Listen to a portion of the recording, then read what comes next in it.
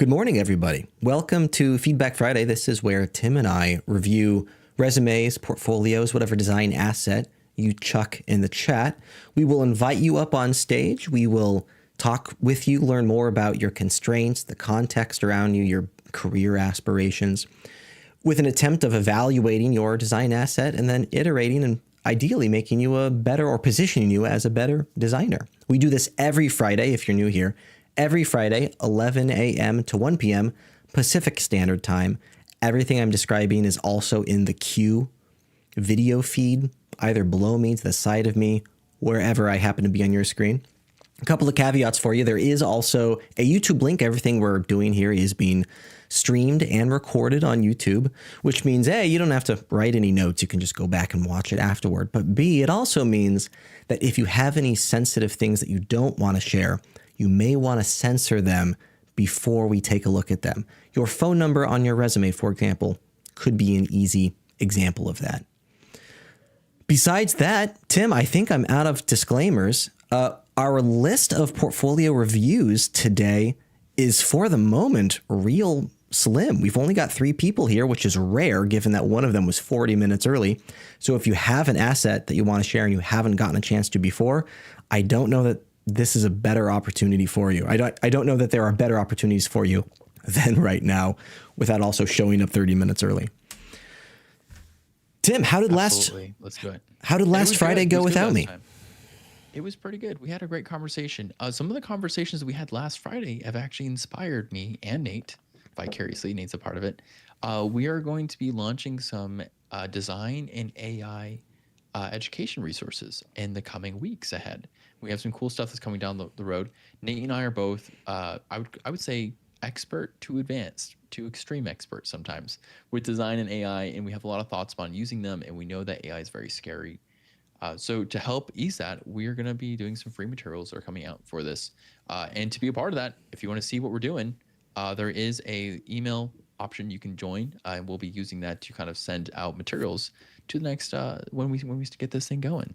I think though, we should start with I think is it Kantian? Is how you say that? Is that how you'd say that? Kantian? I was going Kantian, but I could also see a Kantian in there as well, depending on where one's from.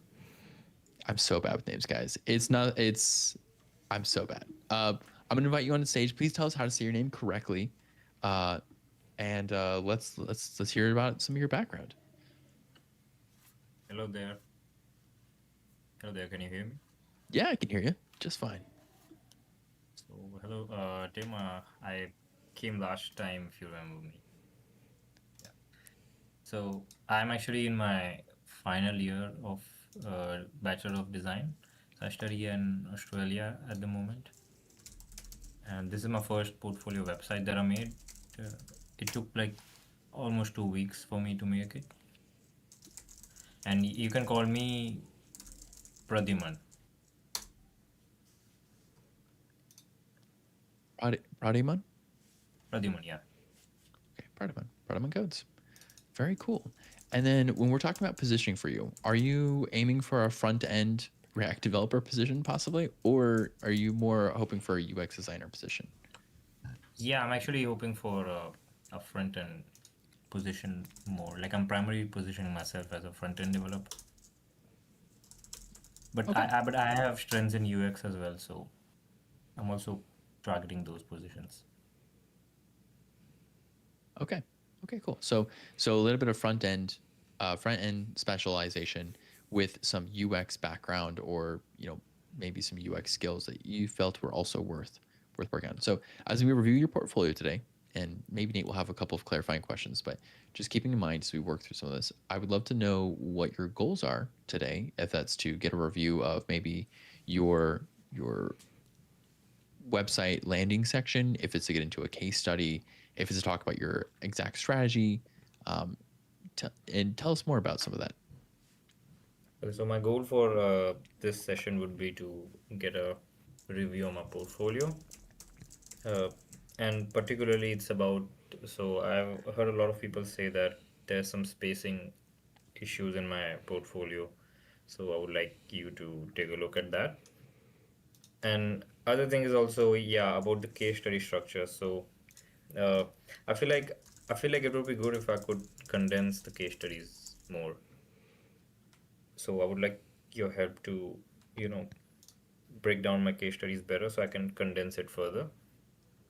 And yeah, and yeah, other thing is because my website is website focuses on minimalism. So yeah, so like I also want to maintain that that minimalism spirit that it has. And yeah, other thing is particularly about my AI Explorer website that I made. Want you to I want you to take a look at it at the case study part. Yeah, and inform me if I could improve the website layout and stuff. Yeah, sounds good. Sounds good. Okay, so I'm hearing, Nate, that maybe we should dive into the case studies, talk about the purpose of a case study, what we're hoping to accomplish with that.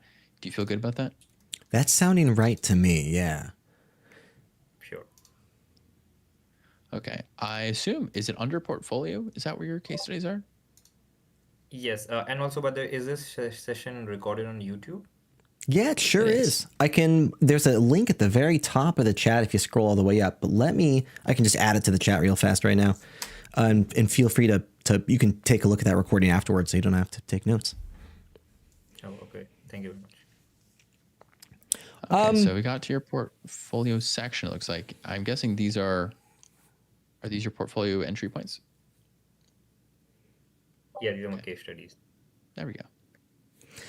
Tim, I'm thinking I'd like to dive into a case study. It sounds like that is potentially the area of most value, but I want to get there I want to start at a higher elevation and talk about positioning because Produman is in an interesting spot, I think, with the front end, but also UI flavor of positioning, which I normally don't think works particularly well, except that we're in a realm of AI becoming a more valuable asset. And I think there's a conversation there. And then let's have that positioning conversation, and then let's dive into a case study if that works for you, Tim. Let's do it. Produman, where my mind is at is typically when it comes to positioning. Let me ask you: is your goal to get hired at a larger organization, or are you thinking going like solo? I mean, I just want to be better at my skills, so I haven't figured that out now. Gotcha. Okay, cool. Let's talk about that then. Let's frame it with that context in mind. So if one's goal is to get hired at a larger organization, then positioning becomes a tactic by which we target the audience that we're attempting to get our position at. So let's say you're trying to get a position for Microsoft, for example. They've got roles available for hiring. Those roles include things like front-end developers, but they also include things like UI designers and UX designers and that sort. It's rare to find an opportunity that includes both of those fields into one job. They're out there, they're rare. A lot of folks call them UX engineers, for example. So where I'm going with this is, if one's goal is to get that job at the larger organization, to position you most strongly in that of your competition and in that of the applications that are available, we want to focus on either or typically. And that's been the general rhetoric and general theory for the last 20 years. There's nothing like terribly novel about that, except that now we're in an area where AI is becoming prevalent. Designers, both designers and front-end developers are having their skill sets replaced or utilized or enhanced with AI. So now, Tim, question for you really. I'm at a point where I don't know if I have a strong argument, or I'm at a point where I don't know how to best position this kind of role anymore.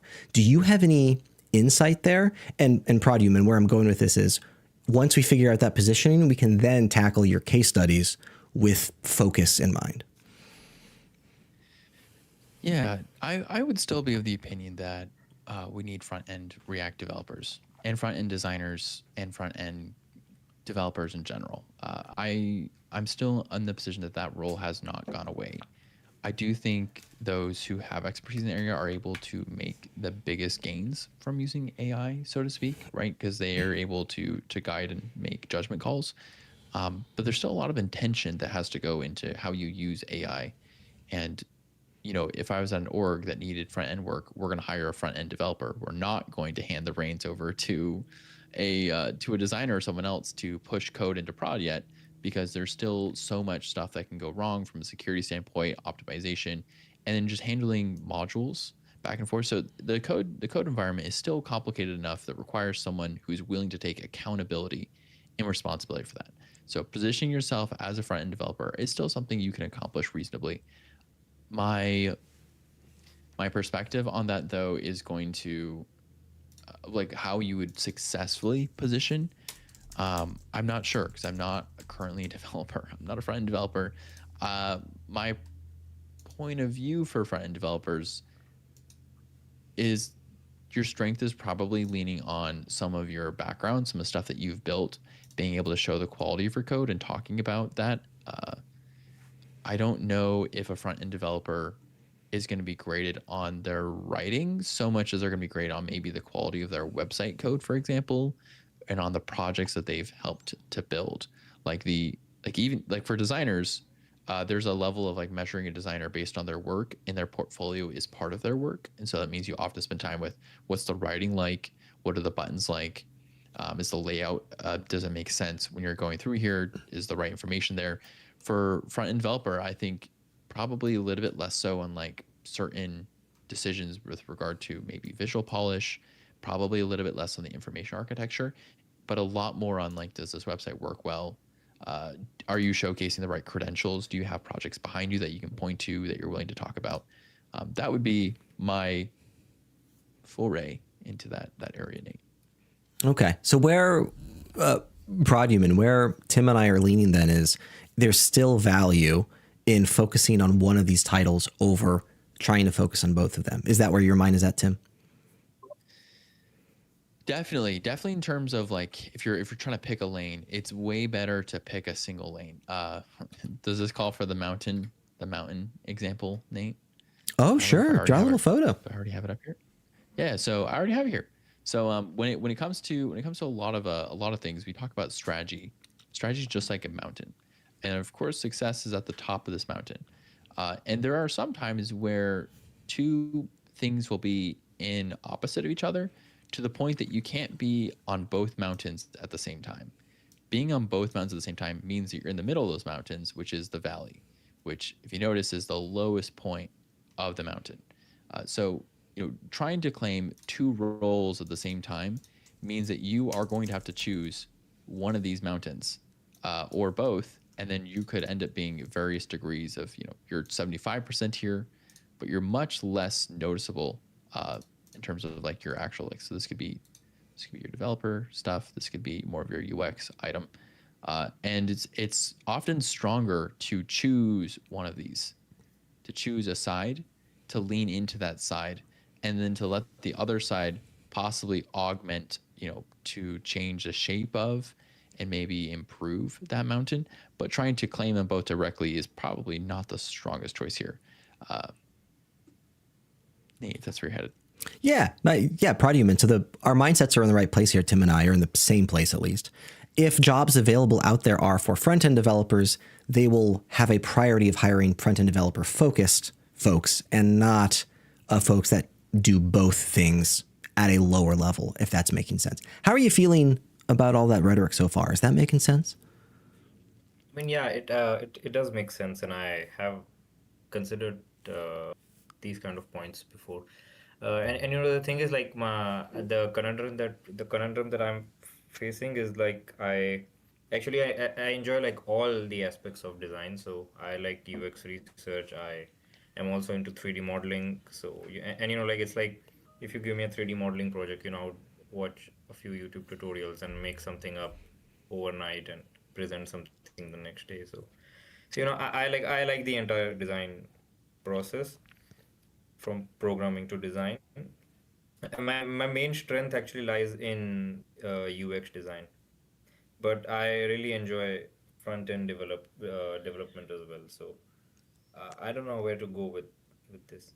Sure. Yeah, totally hear you. And it sounds like you've got a little bit of time to figure it out, given that you're still in the final year of university, it sounds like. Cool. Tim, I'm tempted. I'd say it's still important to recognize that regardless if you go the dev route, right? If you say, yeah, I am a developer, keep in mind that within this tree, there's always going to be UX. Or if you go the UX route, you have to ask, is there always going to be developer stuff?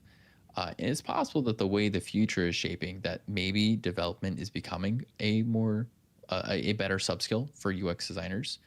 But I would say it's definitely very standard for a developer to have at least some UX background, because UX, when we break into it, is really just owning user experience, which means you're having goals and intents. And I know we often like to say, hey, this job is like a category, where this is like, it does one thing. Even here we're saying like, hey, you have to pick a lane, but we're saying pick a lane in terms of what you focus on. This is not necessarily the limits of what you can do, because so many roles are way messier than you might think they are. And developers do tons of stuff.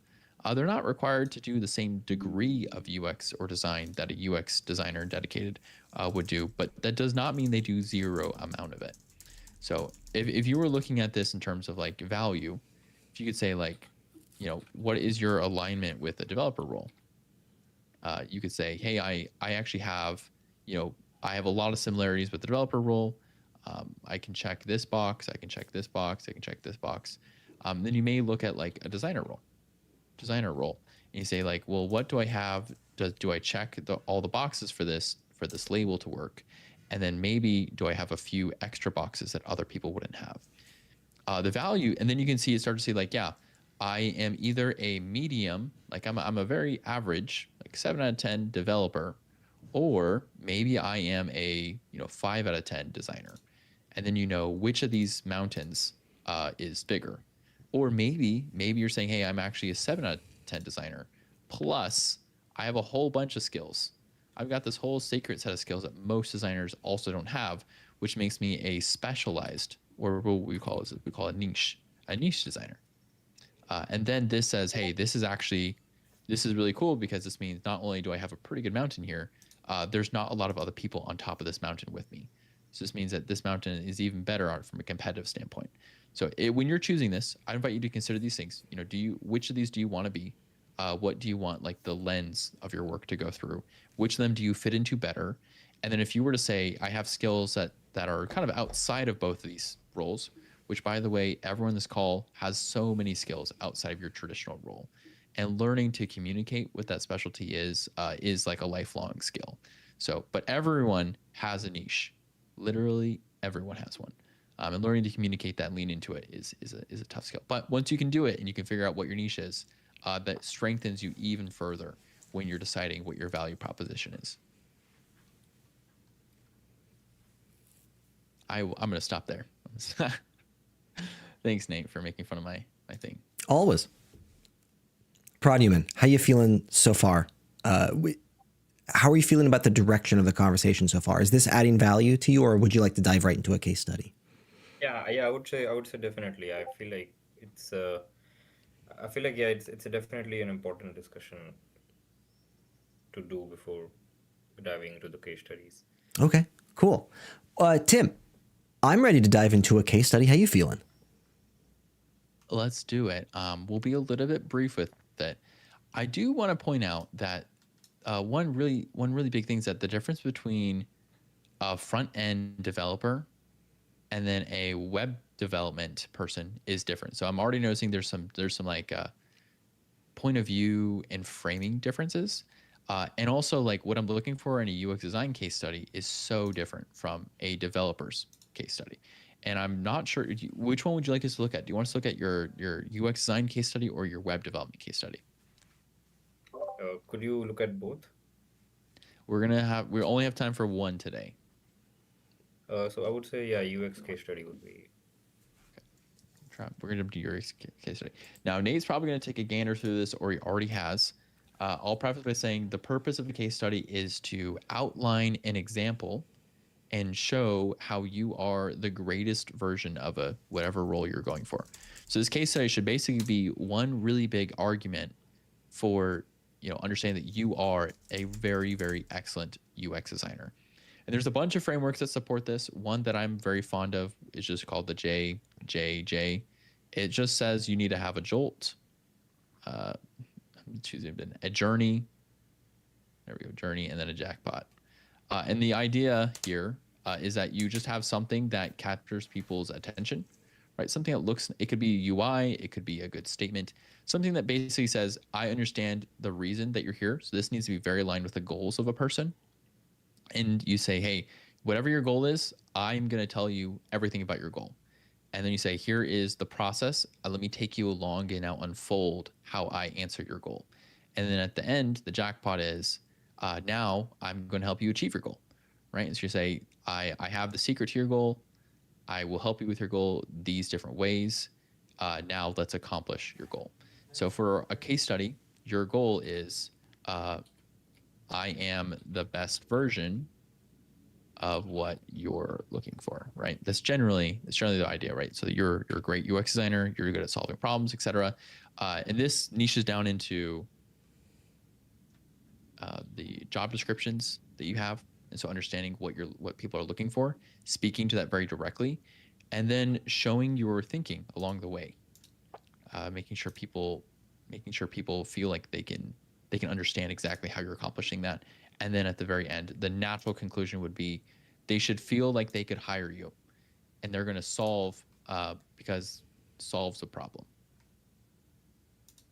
So when we jump into here, these are the things I'm going to be looking for. One, does this make the case that you're a good UX designer? And two, are you good at communicating why you are a good UX designer throughout your case study? So it should be about you, possibly not about Airbnb. Nate, you on board with that? Do we have a direction you want to start us with here? Yeah, I love everything you're describing so far. Pradyuman, and let me ask you, I think you had mentioned that this is the first iteration of your portfolio. Is that accurate? Yes. Nice. You've gotten a solid distance, and I think you had mentioned that you'd worked on it for 2 weeks so far. And for 2 weeks of effort so far, you've made some solid contributions here. The case study, there's a lot of opportunity for improvement in the case study, which is awesome, because that means, like, if you've been applying for jobs currently, which you may not have, but there's a lot of like benefit we can get with not that much effort along the way, which is awesome, because we can now iterate and better this quickly. There are a couple different directions we could go with the conversation, and the friction I'm having is I'm looking at the clock, and we do have to move on to the next one here fairly soon. So where I'm at is we could talk about target audience. We have 3 target audiences that we're attempting to target for. We could talk about the 3 typical things that I'm looking for in every case study. The quandary with all of this is, this is very clearly, to me, this is a clear, like, entry-level first draft at a case study. I think the main thing I want to talk about is the impact in the storytelling. Gosh, there's also a conversation about utilizing Airbnb as a mock example, though I think in your case you're doing it correctly with an additional feature as opposed to a redesign. I want to talk about storytelling.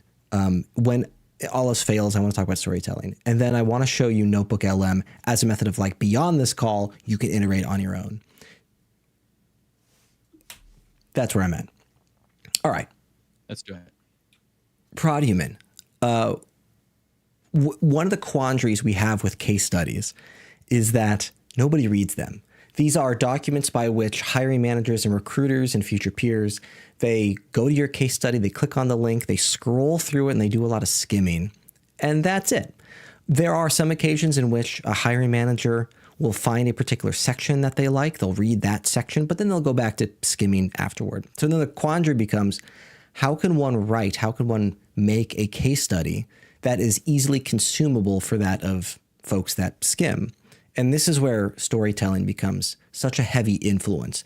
There's a couple of ways we can apply storytelling here. The 2 big ones are through the titling, through your storytelling, through your titles, like specifically the H tags, and then the storytelling through your imagery. And those 2 things, like if you scroll through a case study, those are the 2 things you really only notice. So let's look at your titles for a second here. Let's scroll up to the very top. You've got problem statement, which is good. And I'm going to ignore that section because all case studies typically have a problem statement. That's a section that folks are looking for. So I don't mind the title with problem statement. But now we scroll down to research and then sprint 1 mapping. So what I'd love instead is, like, the sprint 1 title or even the research title, This feels like a checkbox. Like there is a typical flow to UX processes. You have started the research portion of that process, hence it being labeled research. But it misses the opportunity here of describing the story that you're attempting to tell. If people only skim your case study and they only read the titles, then they don't glean any understanding of what your project is attempting to entail. So if I were to give you a bad example that could require some iteration here, I've read through your problem statement, and my perception is that you are attempting to solve the ability for a solo traveler to utilize Airbnb to meet up with other solo travelers so we can all purchase an Airbnb together at a lower rate. Is that sounding correct to you? Yeah, that's correct. Cool. That's a cool feature. I would use that feature. Super cool feature. I don't know if couch surfing is still a thing, but I used couch surfing a bunch, like a decade and a half ago. So this section, research, you could title it research, but you could also entitle it helping solo travelers find other travelers. And that is already starting to tell the story of what you're attempting to solve. You could also like describe the problems that you're trying to solve in those titles as well. Like instead of saying research, you could say travelers can't meet other travelers and it's expensive. Like now you're also describing the story that you're attempting, the problems you're trying to solve. And then that's like the quick and dirty. Let me pause there because we could go through all the rest of your titles and it's going to be the same rhetoric. How is that sounding? Is that sounding actionable for you? Yeah, I think that's pretty good. Pretty fruitful, yeah. Heck yeah. And then to follow it up, we've got a bunch of imagery, and I love your text to image ratio. It heavily relies on imagery. You could even add more text if you wanted. The quandary I'm having with your imagery is that it's real dirty in the sense that this is what the nit and gritty process you've utilized looks like. Post-it notes are great, except that they're not like well fashionable for presentation. And if you've got the ability, I would love to have you design these in a method that's meant for screens and then present them in a digital fashion that's typically more professional for that of business environments. Those are the two things that I have. There's certainly more I could talk about, Tim, but in regard to timing, I think those are going to be the more important things. Yeah, I would say because of the nature of case studies, we often approach it, like I said, there's kind of two ways. Do we talk about Airbnb in the feature? Which if we want to talk about Airbnb in the future, I think you're doing the right thing. We're making a checkbox. We're saying, here's all the things that happened. I'm understanding the feature. If we want to talk though about you and about how you're a UX designer, it needs to be more narrative focused and a little bit more informational because it needs to show how you're thinking, your conversations that you're having internally. It needs to show why you're making certain decisions. And so in that regard, making these less checkbox feel and more of like natural, like as I'm going through this makes sense. This is the next place in the conversation. I'm following with you. That makes it a lot more journey-like and makes it easier for people to consume. I'll push back very lightly on Nate's thing. I know Nate said that these are very dirty looking in the sense that they are very human artifact and they're hard to read. And I would say, I think they're great. I think you should keep them here. I do think though, you should do something so that I don't have to read your handwriting, even though it's very nice looking handwriting, to understand what the sticky note value is, right? You're proposing that, hey, like identify the goals. And then you're saying, here are the customer goals. That's not useful for me because I don't want to read the sticky notes, but I do want to see that you did the work.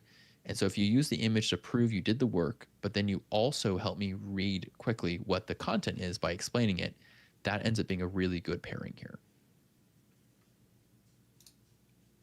And that's it. Hopefully everything we've shared with you today is working, makes sense. We'll give you something to work with, give you some good directions to go. Oh no, is our stream down? No, it looks like it's just for an individual. But for that individual, if you're able to hear us, we have the YouTube stream. You're welcome to give that a go. I will reset my stream, but thank you for your time today.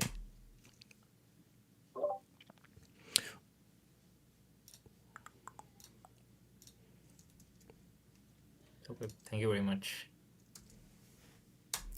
Yeah, appreciate the time. Tim, next on the list is going to be Calijen. And they've got a cool Vercel portfolio that we can take a look at while you're looking for them. Produman, if you're still out there, I added a portfolio to the chat. This is a portfolio I link to from time to time. It's an entry-level UX portfolio, but the reason I like it is because if Tim and I were to write like the 7 most important things you need to have in your portfolio, Carolyn, the portfolio I've linked, does exactly those 7 things and absolutely nothing else. So it's about as clean of an example as I can possibly get in regard to like, this is the baseline that we're looking for. Really awesome stuff, on her portfolio.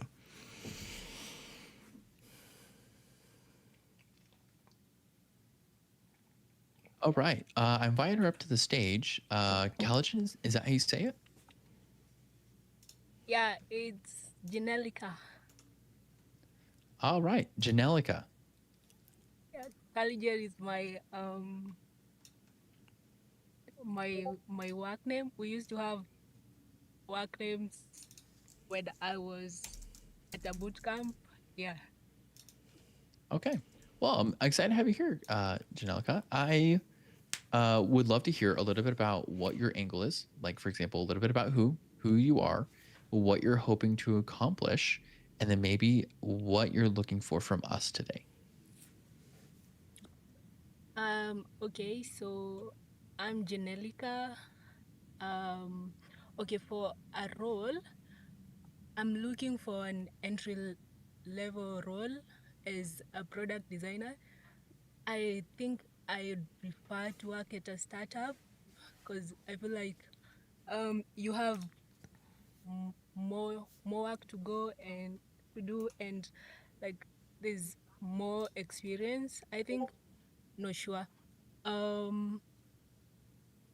What else? Yeah, I was actually here last week, but you got a call as the girl with the sticky notes. Yeah. Yeah. So I've like mostly rebranded the margins and the look, but for the case studies, I'm not sure how to write them yet. Yeah. Okay. Very cool. Yeah, I remember this. So this was the look of your former case site. You changed your entire website in 1 week? Yeah. It's vibe coded, so it was like pretty easy. Okay, well, that's very cool. Very Well cool. A done. whole new look, new angle. Well, so vibe coding's totally allowed. We can absolutely do that. We support that too. There's a couple things we'll point out to you maybe along the way to kind of help out and to get you the right place. But with that in mind, Nate, what else do we want to ask before we dive in? Janelica, let me first ask, I thought I had heard your name was Yanelica. Am I hearing Janelica? It's Janelica. Janelica. Pleasure to talk with you. I may have missed what your goals are. Were you trying to get hired at a larger organization? A startup, preferably. Startup. Excellent. And then I'm seeing that you are a designer in your value prop, and we can talk about honing that in here in a second. Do you know what like target role you're looking for? UX design, product design, graphic design, anything like that? I'd say product design. Yeah. Neat. Perfect. I consider myself a product designer. And startups, very cool. You'll be a person wearing a lot of hats, but startups are a lot of fun. Nate, do we want to talk? There's so many. There's like 100 directions to go. So before we choose that direction, Nate, do we want to do any landing page work? Do we want to do just a case study? Dive in. Where do you think our time would be best spent? I've looked at the first case study, and there's certainly opportunity there. There's also opportunity in the hero section. Startup though. So where I'm at is if you were targeting enterprise, for example, Janelica, I'd be less concerned.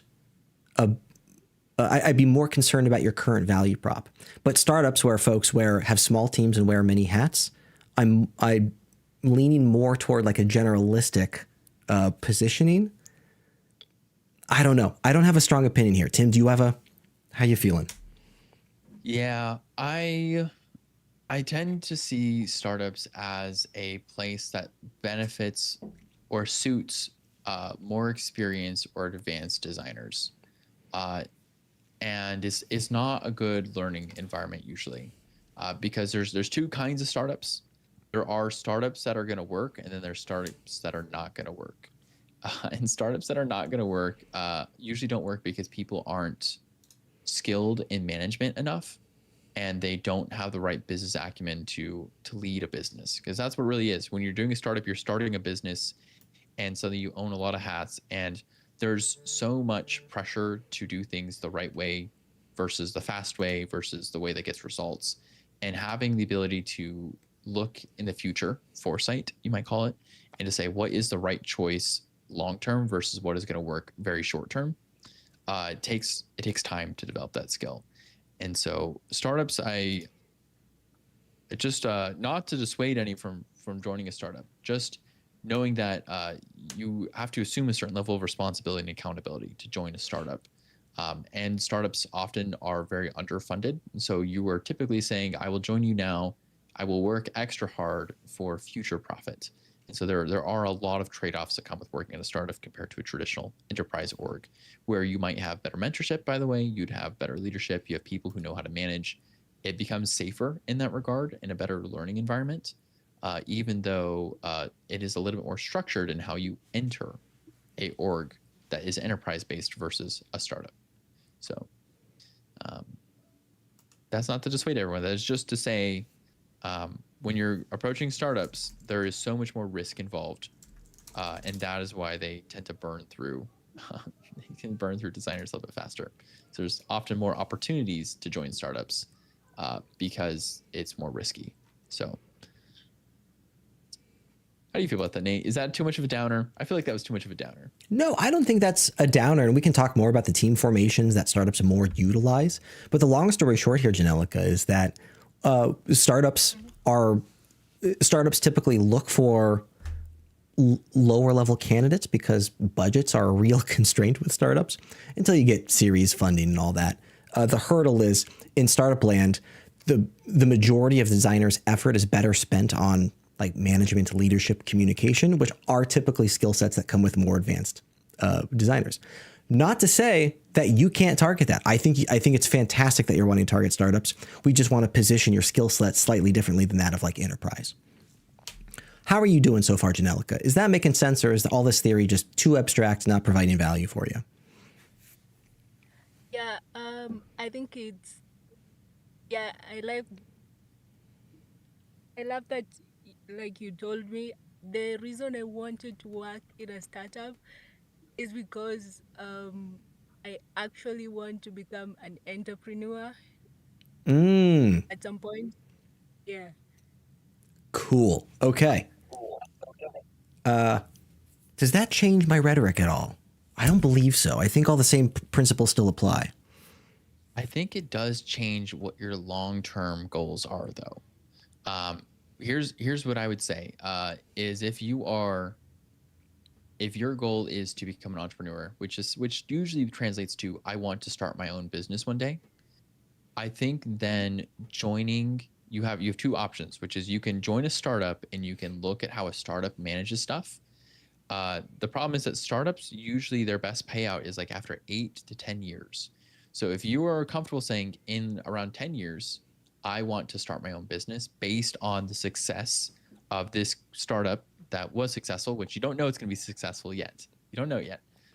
If you're comfortable with that, then I think startups are a good place for you to go.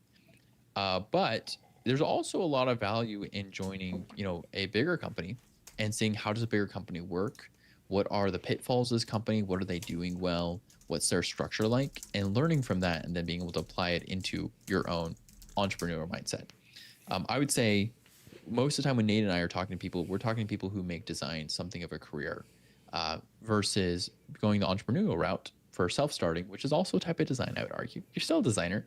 Entrepreneurs are designers. They just are designers of literally everything instead of just one little section. And so there's a lot more responsibility incumbent there. I also don't know if anything can really prepare you for being a entrepreneur. I think you just have to kind of go do it. That's literally one of those things where you could spend 15 years preparing or 5 years preparing, and your success is really more about your execution of a particular idea and the timing of the market versus maybe possibly your own background, right? We have lots of people who can be successful with almost no experience, and lots of people who have tons of experience who aren't successful. So it's a mixed bag there. It's pretty tough to predict that one. What this means for me and us today, and Nate, what I'll say is this will help me decide. I'll try to measure and say your values are you want to be someone who is thinking on a strategy side. Entrepreneurs need to be thinking about strategy. And so we'll be looking to see, can we incorporate more strategy in your positioning across your portfolio? Okay. Janelica, any desire in freelance?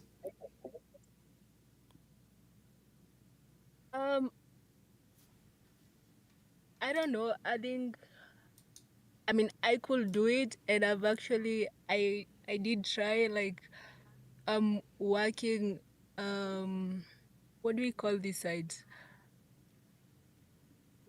I forgot the name.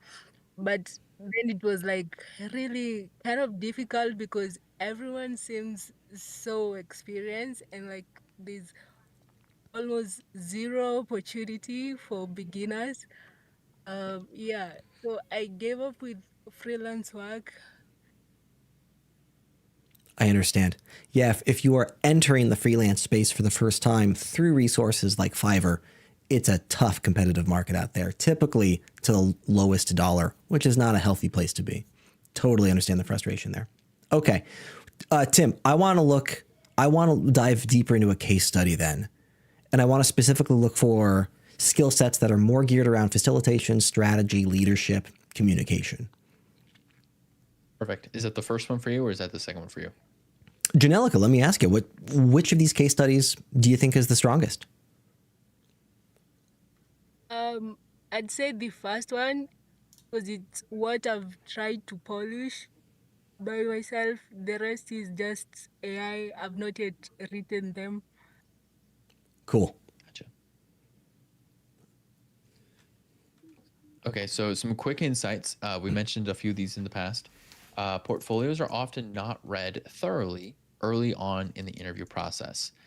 It's typically mid to late in the game that a portfolio might be fully or in-depth read, which means that when you're trying to get your foot in the door and trying to talk to people initially, having something that's very easy to intake and ingest is important, as well as having that coherent story. We drew it earlier, even though it's pretty much nonsensical looking, but that jolt, that journey, and the jackpot. And so I'd be looking for, inside your case study, I think maybe opportunity improvement is just introducing the case study a little bit faster. We often see that people can be very successful when they make a little bit more space. For example, let's see. They make a little bit of space at the top of their case study to say, here's what I accomplished. Here's a big overview of everything that happened versus jumping into it right away. Or I'm totally jumping the gun actually myself. Nate, what do you want to start with this?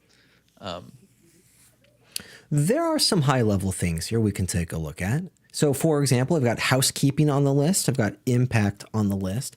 I also have storytelling here as well, though, Janelica, you are like your text to image ratio here is solid, and I think your storytelling is in the right place. Certainly improvements, but like your mindset's clearly there. All right, let's do some high-level stuff. Housekeeping shenanigans. Janelica, this is where I don't know a better term for it than housekeeping. We have typically 3 target audiences when building portfolios. And I'm struggling to understand if these 3 target audiences still apply to you. I believe so, but you've got an entrepreneurial path. So take this with a grain of salt. 3 target audiences, typically the recruiter, the hiring manager, and then we've got a third one that we call peers. The recruiter, this is somebody who doesn't understand deeply intrinsically what you do, what your skills are. They look at job description A, they look at candidate A, and they try to match a lot of key phrases from those two documents, right? So when it comes to housekeeping, we're looking to match some of those keywords. Think of it like more of as an SEO strategy. So at the top of your case study, we just want to put things like what your role was, what skills did you utilize, what was the industry that you're targeting, like just some high level key phrases that match a target audience of some kind. Then there are other audiences we could talk about, like the hiring manager, designers. We can certainly dive more into those. But I think the next more valuable thing for you is to then talk about impact. And this is a difficult conversation for folks whose portfolios consist of mock products. Am I accurate there, Janelica, that the case study here is presenting a faux product? This didn't have real societal impact? Yeah, I actually like built the whole thing, but it's still on my GitHub. I did share it to some of my friends. Yeah. Heck yeah. Very cool. Very cool that you're headed that direction. So impact is coming. Now we can talk about impact in a couple of different ways. Most folk, when they think of impact, they think of hard metrics: increase conversion by 23%, maximize newsletter subscription, things like that. We can talk about impact in other ways. I like to talk about behavior change quite a lot. And the problem that you're describing here is one doesn't have the ability to maintain notes in any effective methodology. So what was the behavior that has changed thanks to the product? And you can certainly measure success through that behavior change as well. But to circle back, in one's case study, I'm looking for 3 sections typically. What's the problem you're trying to solve? How did you solve that problem? And then third is, how did you validate that the problem was solved? And that's through that impact section. Your case study's already got the problem. The vocabulary here can certainly be refined. I think the section that I'm missing here, if your goal is startup and entrepreneurial, is that impact section. How did you validate success that problems were in fact solved? Let me pause there. How are you feeling about your capability to add that section? Do you feel like you've got the ability to have concrete evidence that the behavior has changed and that the problem is solved? For now, no, because I only shared it with my friends, and most of them will tell you like, this is really good. And they just say that maybe because they're just your friends. Yeah. Your friends do say that. We do love our friends, but we love our friends even more when they're honest with us.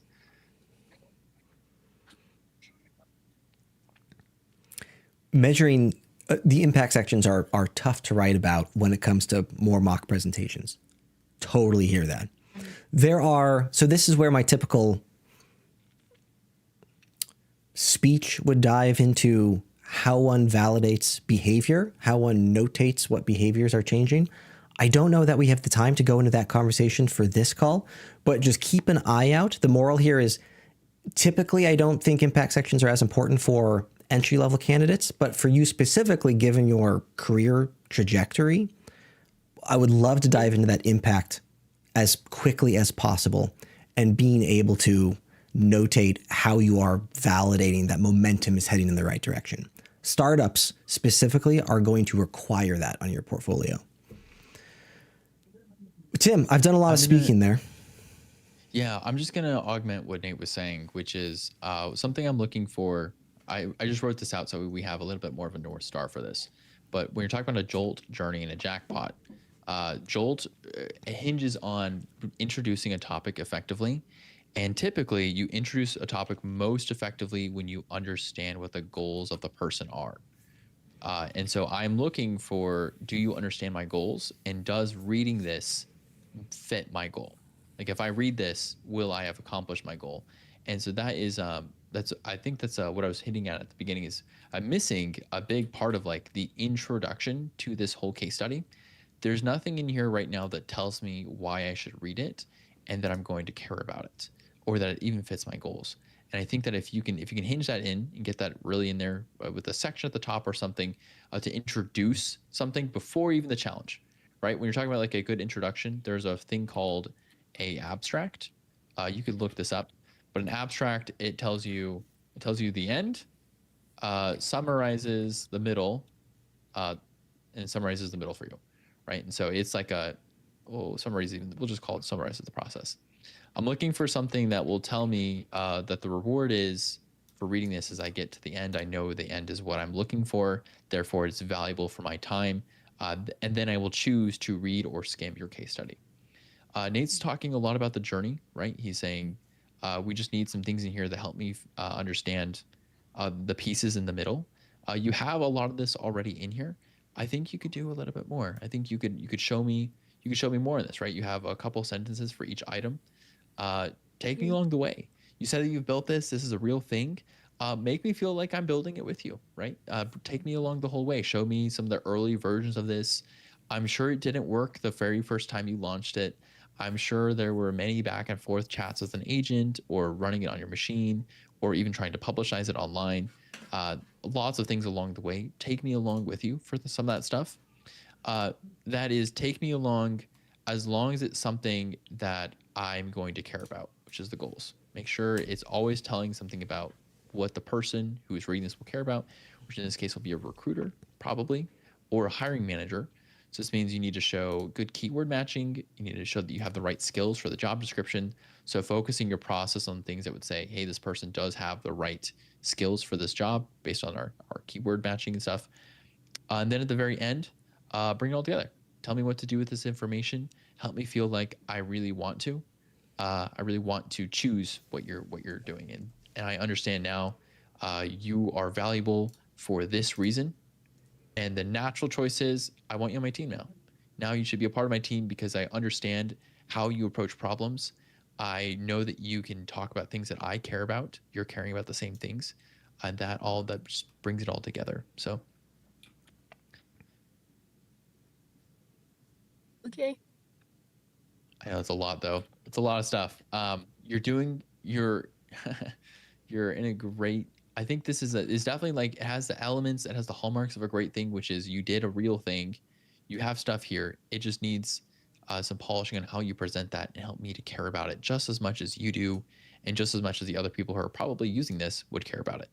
And that just means just help me want to fall in love with it. Present it. Nate posted in here a good case study portfolio website to kind of look at. I will post this one because I think this one's also really good.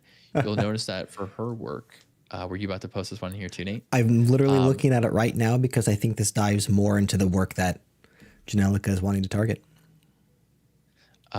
Yeah, so right here we're talking about this person is doing a very good job at introducing their topic, right? So they have a good like intro thing. They're saying, hey, here's the work I did.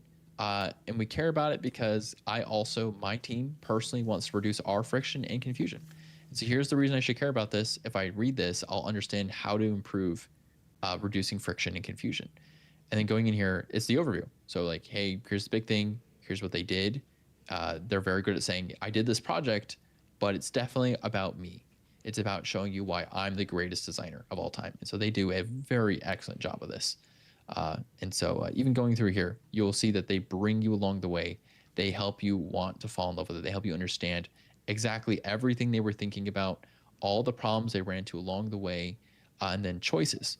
And it helps me to feel like I can trust them with my own projects. And so that's the kind of the level that we're looking for when we get into this. Okay. I'll be here for as long as I'm building my portfolio. So yeah, you'll see me around. Oh man, I'm so excited to see you around then. Thank you for sharing your time with us today, though, Janelica. I think we're going to move forward for time, but do you have any last questions before we do?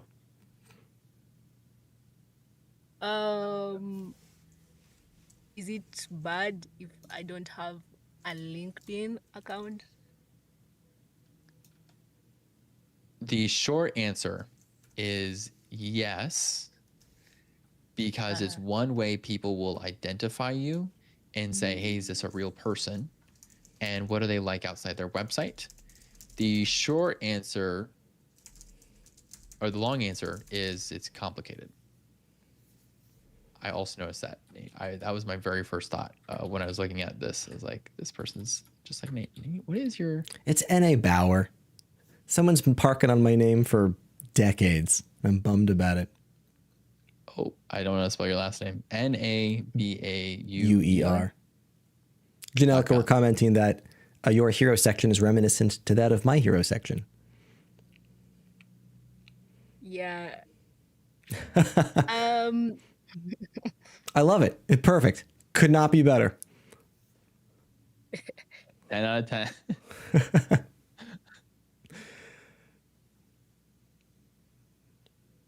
Nice. Very nice. Very cool. The content's what matters. So, this is just the vehicle for getting there. Janelka, thank you so much for your time today. We're going to go ahead and move forward. But for LinkedIn, we recommend having those accounts just so you're out there, so you're discoverable.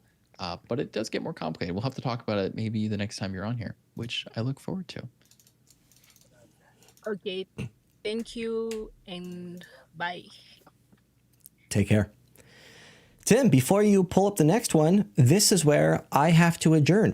Folks on the call, I appreciate you hanging out with me. I also missed last week.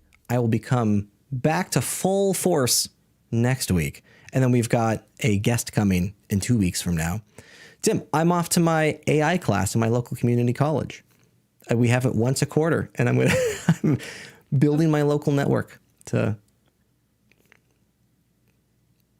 Can't believe you're going to do this to me. But that's great, Nate. I hope you have a great time. Continue learning.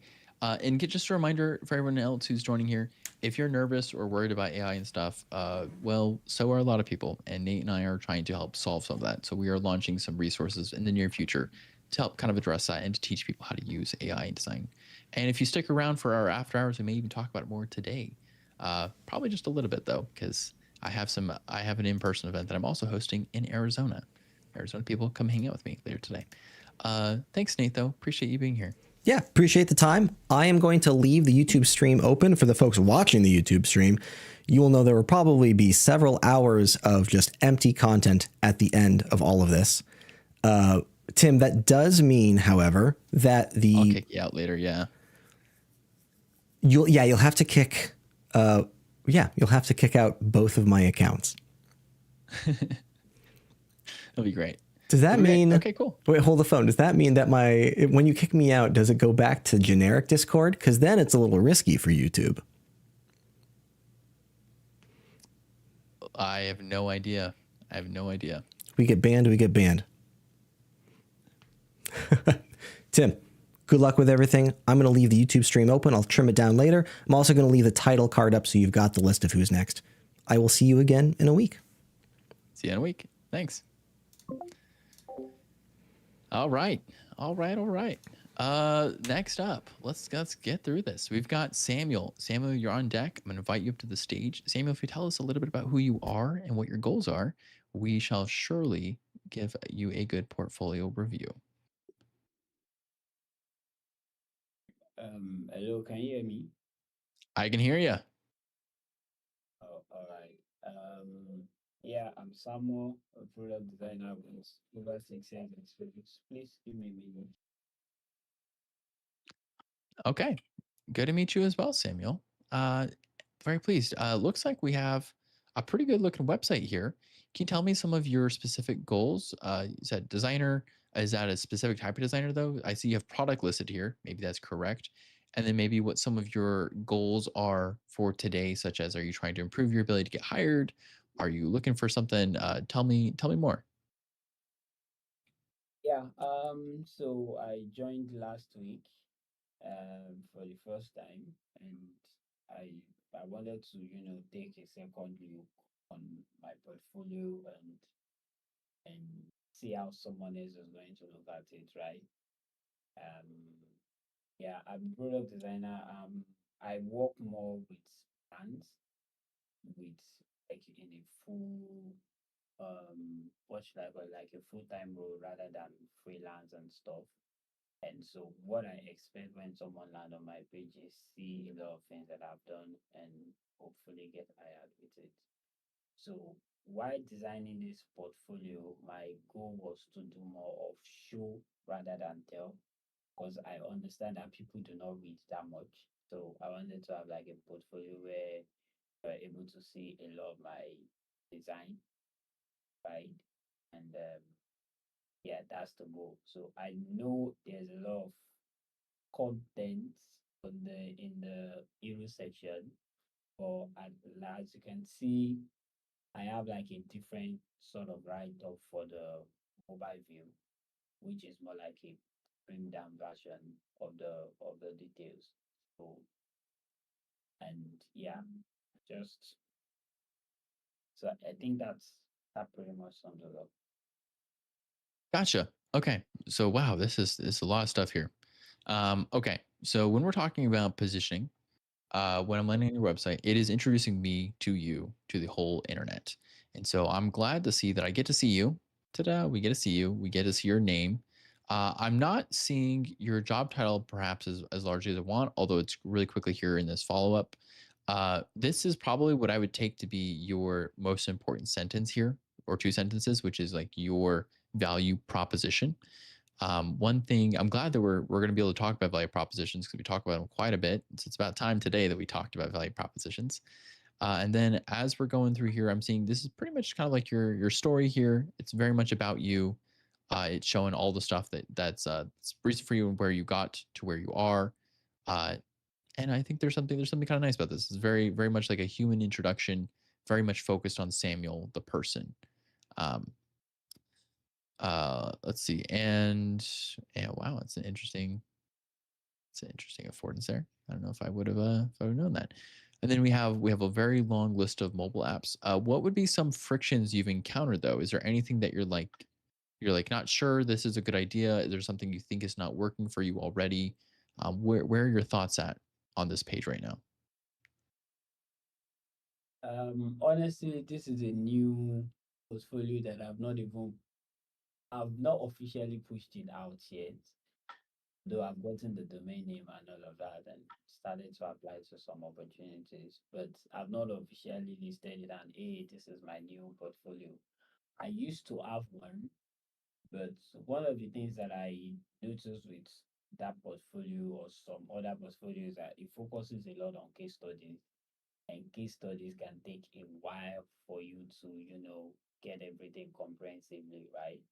And so I just wanted to have like another portfolio that has, you know, design shots, not necessarily me writing case studies.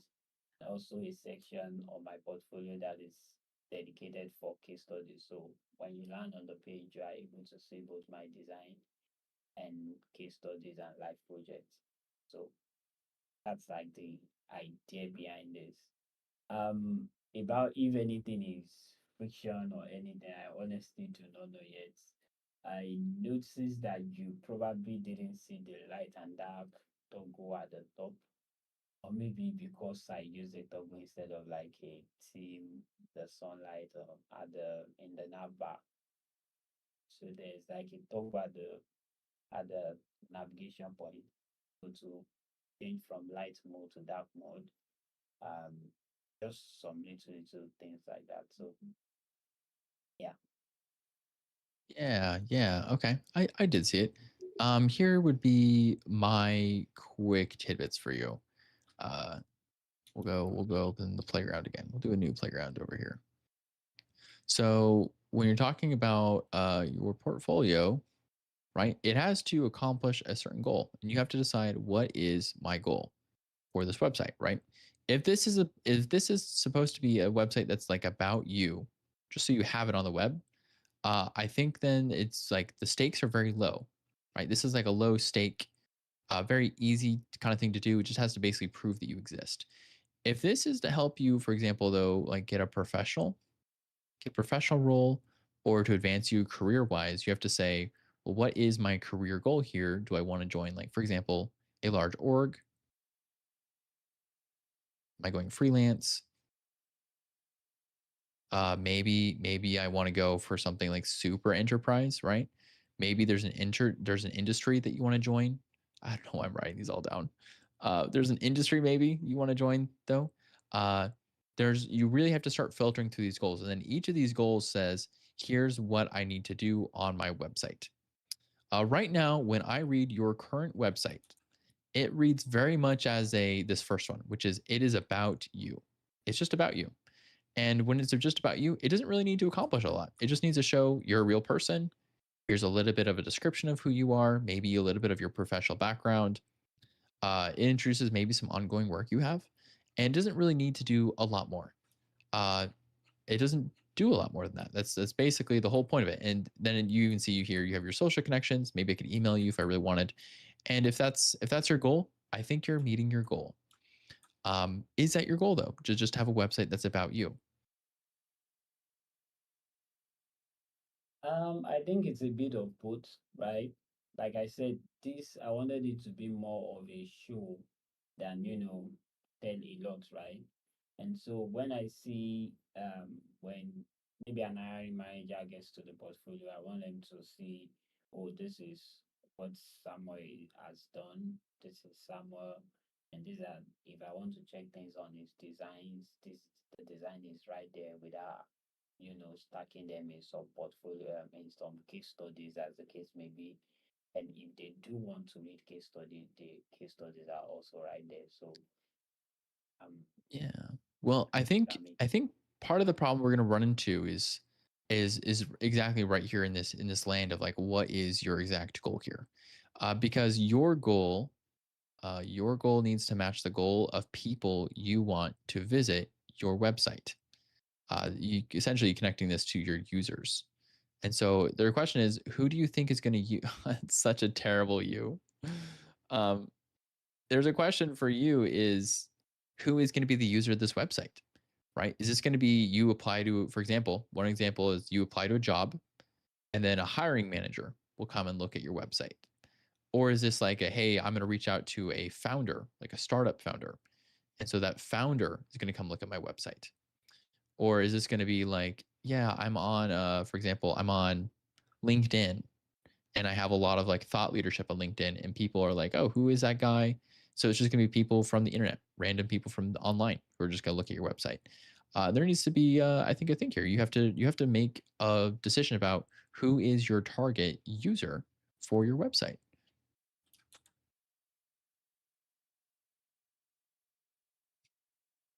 Yeah, I think I'm getting what you're saying. It will be the first one basically. Be the first one. This would be like you apply to a job and a hiring manager will come look at your website. Yeah. Okay, very cool. Okay, so let's talk about career funnels. We did this briefly. We'll do it. Well, yeah, we did. I already wrote it out. Actually, we'll go up. We'll revisit. So when we're talking about the job funnel, typically what will happen is you apply to a job online, and then it sends your information to a recruiter or to someone who's in charge of this hiring pipeline. They're going to investigate you. Their key questions are: is this a real person? Do they match the job description? Should I risk myself by advancing them? You often don't think about this, but usually, a recruiter or someone will say, "Hey, I'm looking at this job description. Now I have to recommend them to my hiring manager, and the hiring manager has to spend time with them. And if I recommend this person, is that going to get me in trouble? Or is that going to be a good idea? Are we going to agree this was a good idea? Or are we going to think, oh, actually, I shouldn't have sent this person up?" And so here's the key things they're looking for. Job description match, real person match. Do they seem cool? Like just by vibes, is this the right kind of person to advance? Do I feel like they're going to fit the job? So this means our frame here needs to be very, very constrained to one, you got to have yourself, right? We need to have you on here. We need to know who you are, probably something like your name. We need to have something that tells you, yes, this is the right job. I'm looking for this type of job. This is my role title. And then second or third, we need to say, here are examples of why I'm a very cool person. And this would be partially that showcase, right? This is the portfolio part. Chances are though, and that's the first part, right? So we have this idea, you're already doing some of this. We have you, we have your name. we are missing, like I said, we're missing possibly a stronger statement here, right? You're burying the fact that you're a product designer a little bit up here. People don't want to read text. I'd have to read this text to get the sense of what your exact skills are. That's difficult. I'd probably say like product designer, and then, with your value prop up here. Value prop, just make it easier for people to find, make it a little more clear. That way, when I visit this site, I know for sure Samuel is the exact person for the job description. It matches what I was looking for. Then you see here, you're giving me a lot of information. This information, though, does not matter very much to the people who are going to be using your website, right? They don't need your about page, which is kind of what you're feeding me here. So I actually think all this information, while very, very good, I think you could take probably this. You could probably keep this. You could go in here. You could keep that. And I think honestly, you might be able to just get rid of the vast majority of this content, because this is not what people are looking for. No, it's not working right now. But I would propose, probably once you have the right statement in here, almost that whole section is not very valuable to the people who are going to be visiting your website. At least definitely not in that long form version, because they want to see, is this someone who is professionally someone I should risk myself on? And that means they need to see your work. They need to see your gallery. They need to see that you can do the job. They need to have confidence in you. So you have live projects up here. I'm not sure what the difference between your live projects is and your design showcase. I would probably just have one area for showing stuff. If you wanted this to only be a gallery, for example, if you don't want any case studies here, you just want this to be images, I would call it a gallery. I would just call it that. But I'd also make the gallery more navigable, which having one really long scroll thing here makes it really hard for me to appreciate anything in the middle. See, all this middle stuff, I'm just scrolling way past. It means that I look at the first one disproportionately. I'm not actually sure if I even want to get to the end. I don't know if I want to keep going. So I'm not going to ever reach the end. So there's a ton of value here that's getting missed in type side of a gallery like this. Then for your live projects, I need them to be convincing, right? If this is where I want to go, this is where ostensibly, if I click this, this will prove to me what Samuel designs and builds. It's going to show me that Samuel's ostensibly the greatest designer in the world. And it even has a case study in here, but it's very, very hidden. It's not convincing for me to click on. So I would do something to adjust this. Basically, make it the opinion of Samuel that if I was a hiring person, a recruiter or hiring manager, and I wanted to see, is Samuel the right person, then this is the right person. And therefore, I can see here by clicking on this, this is the right opinion. This is exactly where I should go to get that information. That is a lot of talking on my part. I'm gonna take a drink of water and let me know where you're at with this. If you're following or disagree. Yeah, I think it makes sense. I'm getting some value on some the ways I should do some of these things.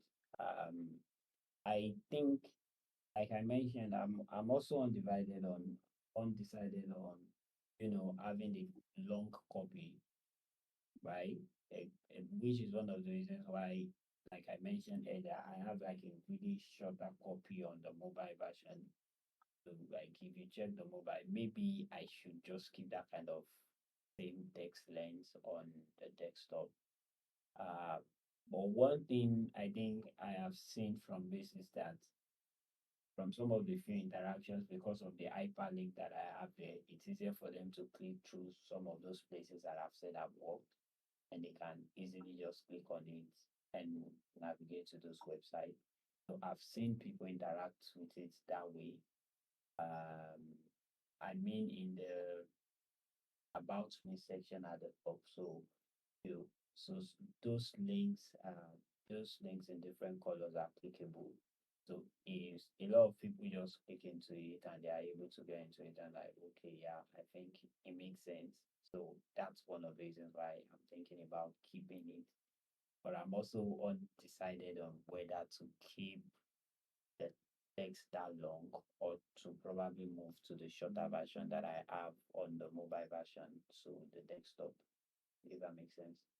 So Yeah, you I can do check. think I think I would say this is valuable. I think this is valuable text. And the links inside of here. Like I wouldn't say you should not have this. I do think though it's in the wrong place because this is not where I think a hiring manager or recruiter wants to spend their time. When they're joining in to see a website, they're looking at like a sea of like like a hundred or more people, right? And that means that if they spent 1 minute, just 1 minute on every single person's page, that is 100 minutes or more, right? That's almost 2 hours. That's 2 hours of going through candidates, 1 minute per thing. So, on the best case, you're the very first person they see, and they have a lot of mental ability for you, right? In the worst case, you're in like the back half, and they've already seen 50 to 60 other people, and they're like kind of getting tired of looking and reading at stuff. And so, like, you have to consider what are they bringing here, and if they land on this page right here, after looking at lots of other ones, and then you open with this about you section, it's just not what they're looking for.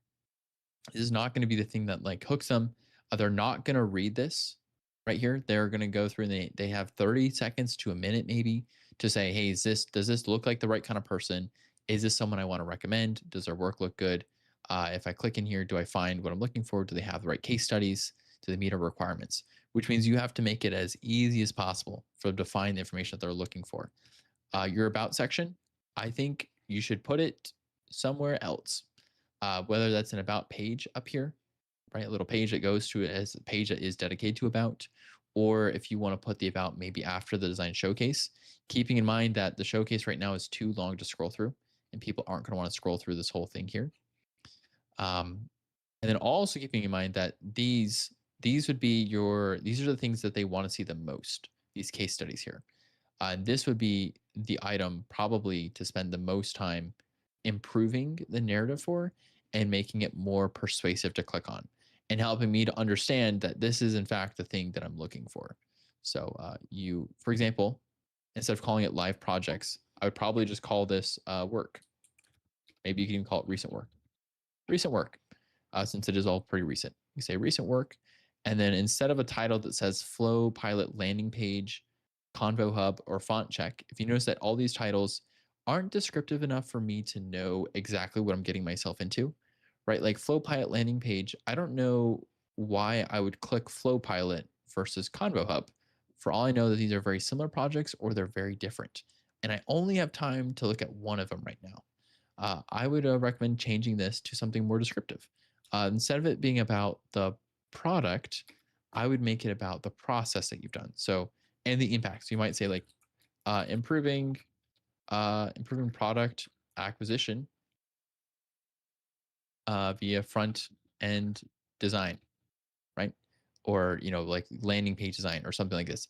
And the awesome thing is that this accomplishes two things. One, it shows me you know how to describe a product well, but you're also describing a process, right? So, for example, if I scroll through here and I don't actually click on any three of these projects, but all three of your projects are detailed in their description, just like this one might be. This one actually needs to be more descriptive too, but assuming there's something along this vein, I can understand at least three different skills that you have via real projects that you've contributed to without even having to click and read them. And that also increases my confidence.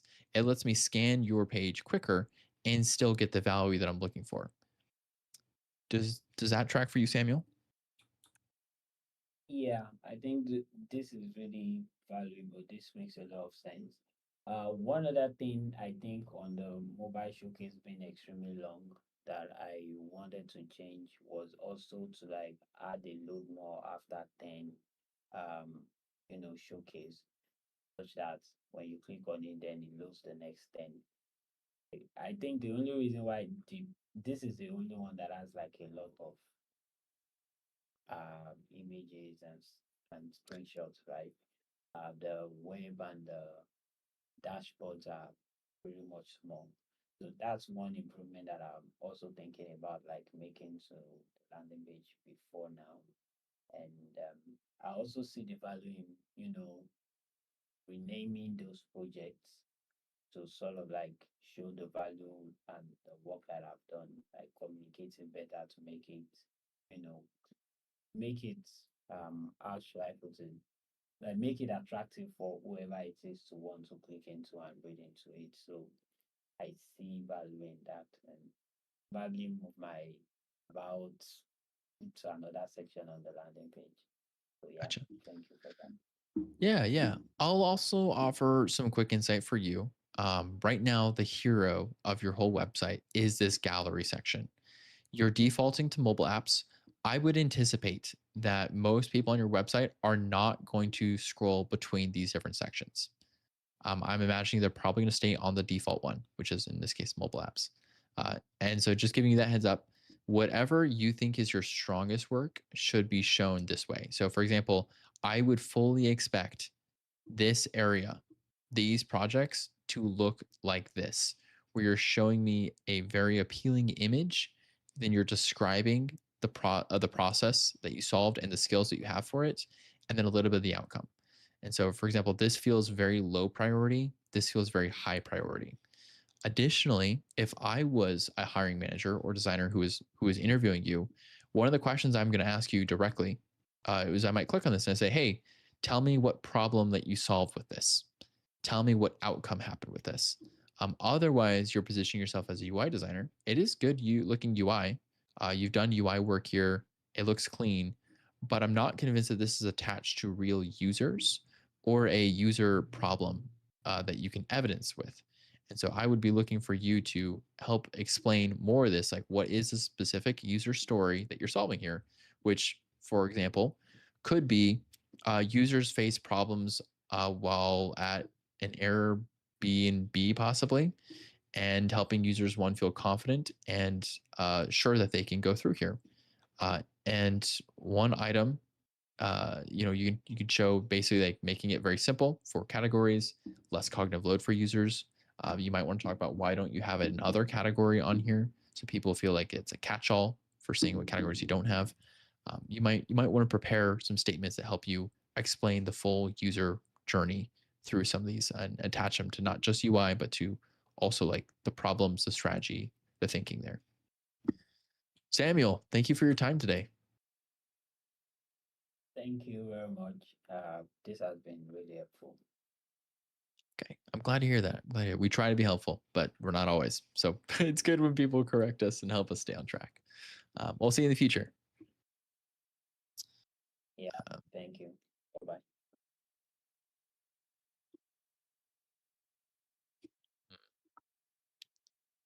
Not able to do this. My stream is not working very well.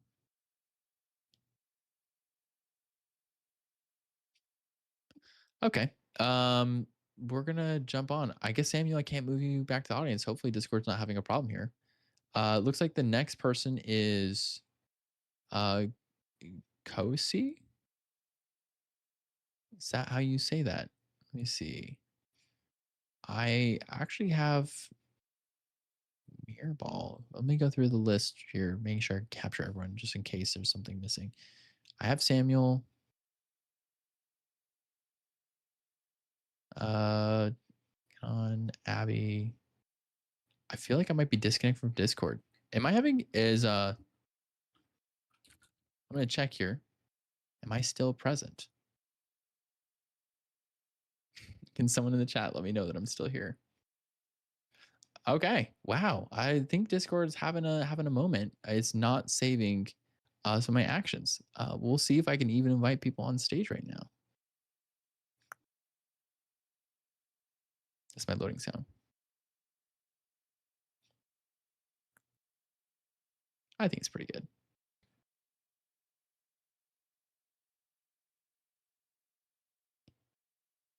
I might have to restart my Discord.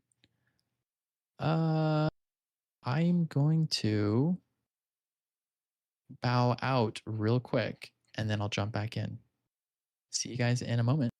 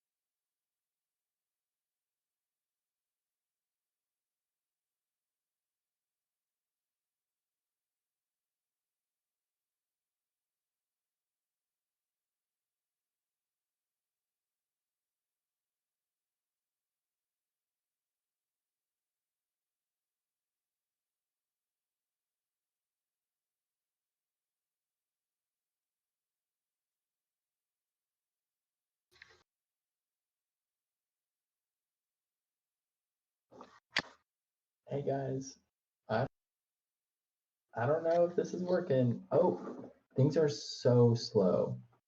My computer won't do the thing. Wait, I think it's working. Okay, hold on.